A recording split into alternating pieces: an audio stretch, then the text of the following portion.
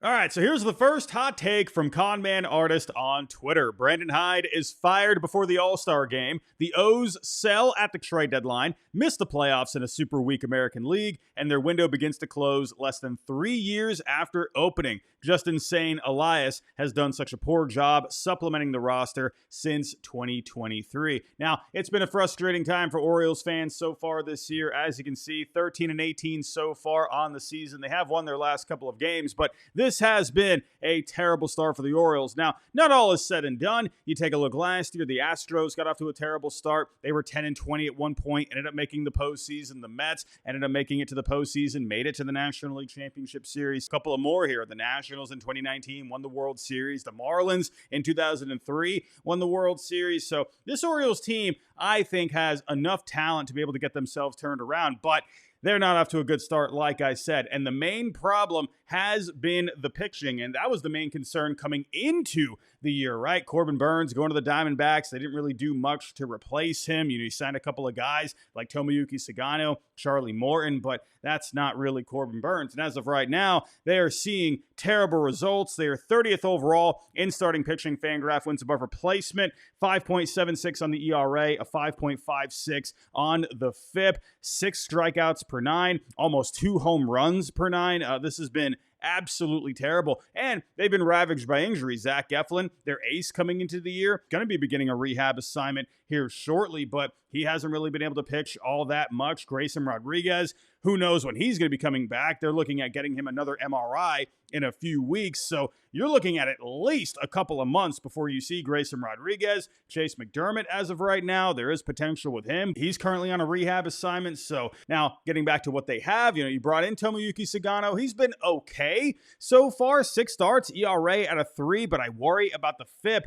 5.12 on the FIP as of right now. That's because he's not really getting a lot of strikeouts. He's got under 5 strikeouts per 9. Now, he's not walking a lot of guys. He's basically just using his craftiness, all of the pitches he has, to really try and maneuver his way around these lineups, but he has given up a fair share of home runs, so let's see how long he can keep this up. Cade Povich, he's been up and down, ERA and FIP in the 5s as of right now. Dean Kramer, same thing. Cal Gibson, he got lit up in the only appearance he's had so far. Charlie Morton has been terrible up to this point. He's actually been moved to the bullpen as of late. 7 games, 5 starts, ERA almost a 10, a FIP at a 6.5. I mean, my goodness, the Orioles rotation right now is an absolute mess. Now, when it comes to the bullpen, they are doing a lot better in that department. They are 10th overall in Fangraph wins above replacement right now. The ERA is a 4.66, but the FIP is at a 3.70. Good amount of strikeouts, not really giving up any home runs. The command has been a bit of an issue. They are walking a good amount of batters, but now when it comes to the offense, that was the biggest strength coming into the year, but they haven't fully clicked yet. 16th overall in offense up to this point, hitting 226, a 297 on base, a 384 on the slugging, a 98 WRC plus. Now, they got a couple of guys that are performing pretty well so far. Cedric Mullins is off to a good start. Ryan O'Hearn is producing, but a lot of guys have been cold up to this point. Gunnar Henderson, remember, he missed some time at the beginning of the year. He's still trying to find his way. OPS at a 674. We know what this guy can do, so I think he's going to start heating up eventually. Adley Rutschman, he's struggled since the second half last year. A 107 WRC plus isn't bad, but we know he can be a lot better than that. Ryan Mountcastle isn't really doing all that much. Younger guys like Jackson Holliday, Heston Kjerstad are still trying to find their way. So this offense right now not fully clicking, and they're missing guys right now. You got Jordan Westberg on the IL. Colton Cowser fractured his thumb. Tyler O'Neill recently just went on the IL. So they're dealing with a lot of injuries, a lot of underperformance, but I do have faith that this lineup is eventually going to get itself right. However, I'm going to say because of this pitching staff, the rotation mainly,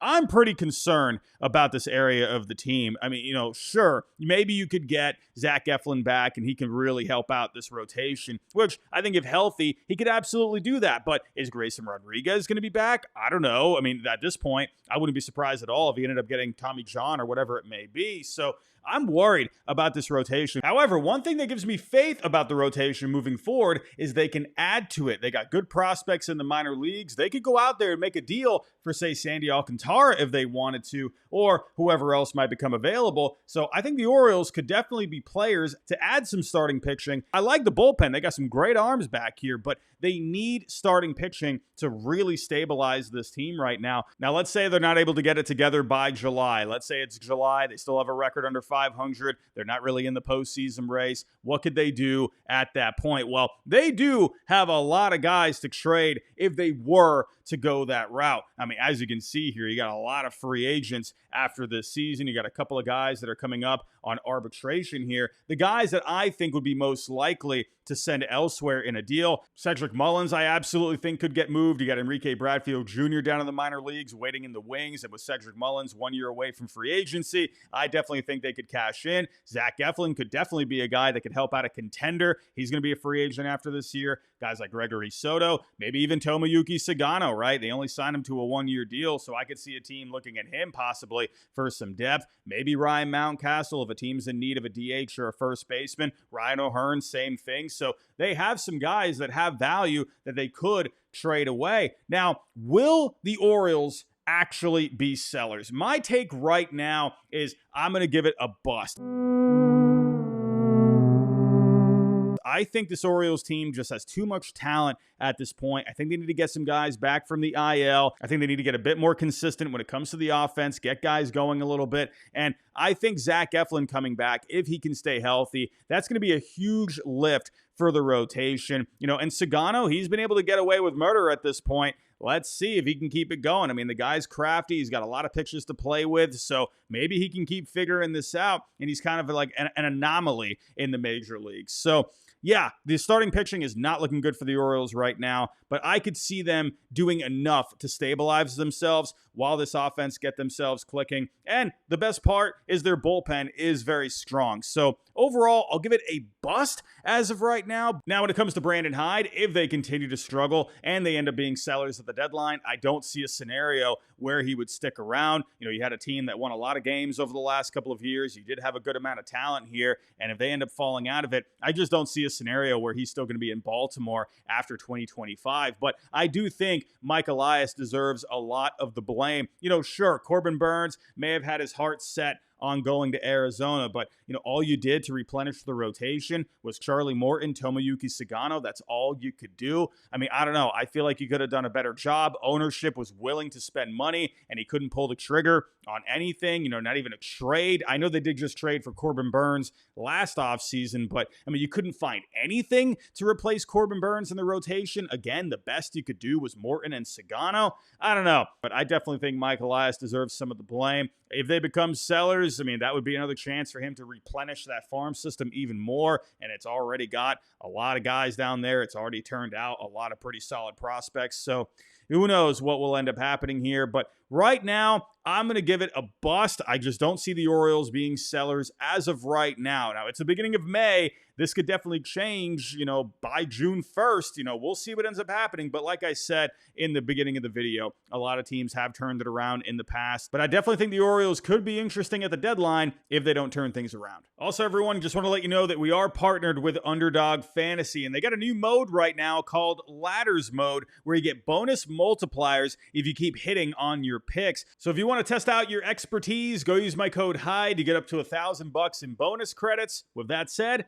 let's get back to the video. Up next, we got Smoke Dog 1982 on Twitter. He says, Nick Pivetta wins the NL Cy Young. What a great start for Nick Pivetta this year. 6 starts so far, ERA at a 1.78, FIP at a 2.26, a 1.3 F4 overall. Going to the Padres has been a great decision for Nick Pivetta so far, but the big difference is he's really reduced the home run ball this year. That's something he's struggled with his entire career. 1.7 home runs per 9 last year, down to 0.5 this year he's getting much better results on his pitches. Now, last year, his sweeper was not really an effective pitch. His cutter was getting clobbered. But this year, much better results on those two pitches. And I think the big difference with Nick Pivetta as well is he's not leaving just a whole bunch of pitches right over the plate that just get clobbered into oblivion. Trust me, as a Red Sox fan, watching him over the last couple of years, there's many instances where he'd just leave a meatball over the plate and it'd go soaring over the green monsters. So he's really figured it out here. And yes, Petco Park is going to be a better home for him, who has been prone to the home run ball. So glad to see Nick Pivetta pitching well. However, when it comes to the National League Cy Young, I'm not so sure about that. He's got a lot of competition here in the National League. Jesus Luzardo is off to an amazing start. Yoshinobu Yamamoto. I'm going to be honest here. I kind of wanted to pick Yoshinobu Yamamoto as my Cy Young pick coming into this year, but I'm just such a fanboy for Paul Skeens, so I went with him. But hey, don't forget, you got Paul Skeens as well. Who else you got here? Mackenzie Gore is off to a great start. But the one thing with Nick Pivetta is he has been streaky in his career. So as of right now, yes, off to a great start. I'm going to have to give it a bust based off of his track record. I'm curious to see how the rest of the season goes. I mean, if he keeps pitching like this, he'll absolutely be in that conversation. But again, based off of what he's done in the past, based off of the streakiness, I'm waiting to see here if, ends up having a few bad starts that can end up ruining his numbers. We'll have to wait and see. But right now, I'll go with a bust, but he's off to a great start. Let's stick with the Cy Young conversation, but go to the American League. From It's Devin over on the YouTube community, he says Hunter Brown will win the Cy Young. Now, Brown had a very good season last year, breakout year, but he's taken a big step forward so far here in 2025. 6 starts, ERA at a 1.22.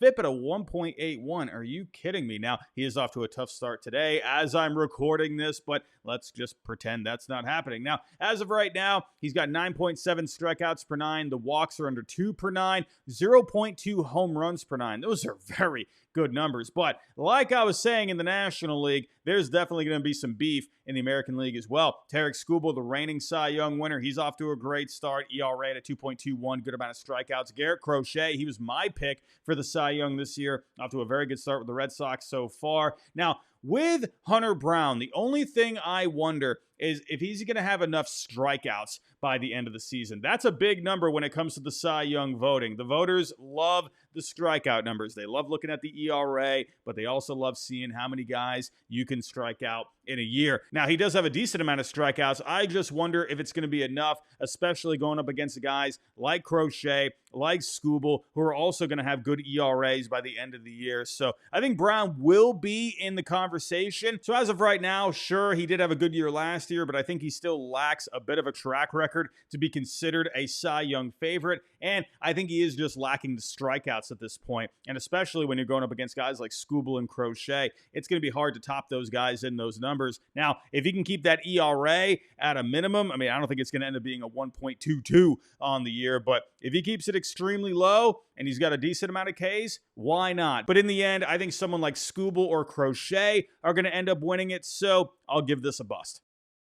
And for the last hot take, we got James Yorkshak on Twitter. He says here, the Braves pull off another worst to first season. After starting 0-7, the Atlanta Braves not only make the postseason, but win the National League East. Now, remember, not too long ago, people were freaking out over the Atlanta Braves. Like he said, started off 0-7. People were wondering what the heck is going on with this team. But after starting 0-7, they've gone 14-10 since then, 6-4 in their last 10 games. So they are looking better as of late. Now, there have been some issues with the Braves. Now, when it comes to the offense, they're 14th overall as of right now. They could definitely use a bit more here, but they're getting the job done for the most part. They're hitting 240, a 315 on base, 391 on the slugging, a 98 WRC plus, but they are getting some guys stepping up here while they're waiting for Ronald Acuna Jr. to come back. Marcell Ozuna doing his usual thing. Sean Murphy's looking a lot better from last year. Matt Olson, still trying to find that pop a little bit. Remember, this guy was hitting a ton of home runs not too long ago, so he's still trying to find that stroke. Those numbers still, not at their best, a 418 on the slugging, but for for the most part, he's getting on base. He's getting the job done. Eli White, he's done a couple of things here. Austin Riley, he's looking pretty solid for the most part. But I want to shout out Alex Verdugo here. Hey, they brought him in. Remember, they signed Jackson Profar. He got suspended recently. So they called Alex Verdugo up, and he's been pretty solid here so far, hitting .313, a .365 on the on base, a .417 on the slugging. So he's been very good for them at the top of the order. But they're still waiting on a couple of guys to get themselves going. Ozzie Albies, Michael Harris II are off the slow starts. But for the most part, they are getting the job done. And when they get Ronald Acuna Jr. back, that should take pressure off the rest of the lineup. So I'm not really worried about this offense as of right now. But the starting pitching and bullpen has been a concern up to this point. As of right now, they rank 26 overall in starting pitching. Fangraph wins above replacement. ERA at 4.31. FIP at a 4.44. Now, taking a look at some of the individual numbers, Chris Sale has been up and down so far, but I'm not worried about him moving forward. A 4.84 ERA, but he's got a 3.31 on the FIP. He has been a bit more prone to the home run ball this year, but moving forward, I'm not really worried about him. I mean, take a look at the strikeout to walk ratio, almost 12 strikeouts per 9, right around 2 walks per 9. So Chris Sale, I think, is going to be fine. Schwellenbach, he's gotten the job done here. AJ Smith-Shawver, he's looked his best so far in his major league career. Now, Grant Holmes hasn't been terrible, but I think he could do a little bit better. 6 starts, 9 strikeouts per 9, but he's been walking a lot of guys. 5 walks per 9, 1.6 home runs per 9, so he's been struggling with that command a little bit. He's got a FIP at a 5.24, so I want him to start cleaning some things up, but eventually they are going to get Spencer Strider back. They did get him back, but he strained his hamstring, so I don't think it's going to be a long time really before you see him again. And when he's back to doing what he's doing, that's going to give this rotation a huge boost. So not really worried about the starting pitching moving forward. Now, when it comes to the bullpen, there have been some issues with this bullpen. Very up and down. 27th overall right now. ERA doesn't look all that bad at a 3.88. FIP at a 4.12. They are walking a decent amount of guys. 4 walks per 9 as of right now. But Raisel Iglesias, man, he has really got to figure something out. I mean, my goodness, ERA at a 5.73, FIP at a 7.69. He's giving up a lot of home runs. The Atlanta Braves, again, lineup I think is fine. I think the starting pitching is going to get better the more we move forward. But the bullpen, they really need to stabilize themselves here. Raisel Iglesias, I've been very worried about him so far this year. I feel like they need to add something to this bullpen. So getting back to the hot take here. Now, I don't think they're going to win the division. I was picking the Mets coming into this year. Right now, that pick is looking very good. This Mets team is looking very good. But I do think the Braves have a shot at the wild card. Right now, 3.5 back of the 3rd spot. Obviously, we got a long ways to go here. But again, I think the offense is going to be fine. I think the starting pitching is going to get better as we move forward. Bullpen, they got to do something with that bullpen. But I think in the end, there's too much talent on this team to miss the postseason. I'm right now thinking they will eventually get a wild card spot. They have been playing better as of late. But as always, we just got to wait and see. But everyone, those are my reactions to the hot takes here. Let me know what you think down below in the comments. Give me some other hot takes and look out for the posts that I make on Twitter in the YouTube community to give me your hot takes. I always love doing these. But everybody, that's all I got for right now. If you can on the way out, hit the like button for me, subscribe if you're new, and I'll talk to you next time.